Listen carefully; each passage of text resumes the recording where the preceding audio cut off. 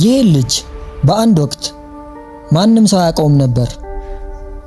የሀብታም ቤተሰብ ልጅም አልነበረም። ትምህርቱን ራሱ በቅጡ አልተማረም እና ህይወት ለእርሱ ትግል ነበረች።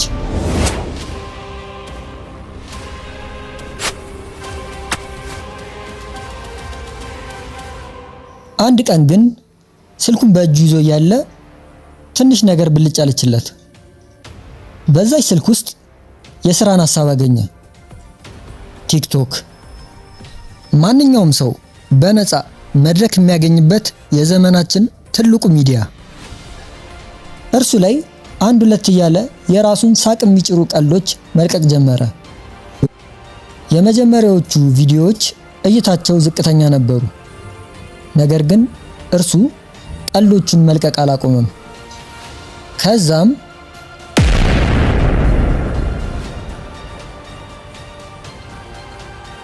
አንድ ቀን የበጉ ትዕይንት በቲክቶክ ላይ ቫይራል ሆነ።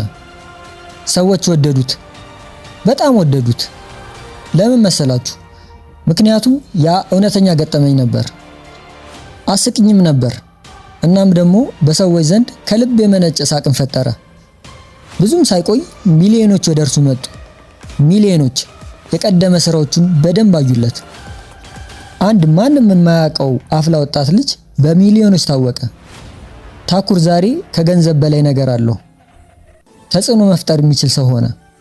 ቤተሰቡን ረዳ፣ ለሌሎች ስራ ፈጠረ። ወጣቶችም ደግሞ የራሳቸውን ህይወት በአዎንታዊ መልኩ እንዲመለከቱት አደረገ።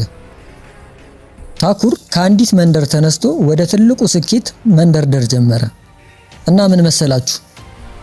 ማንነታችሁ ምንም ይሁን የትም ኑሩ፣ ህይወታችሁ በድንገት በአንድ ደቂቃ ውስጥ መቀየር ይችላል። ይህ የኔ ታሪክ ነው።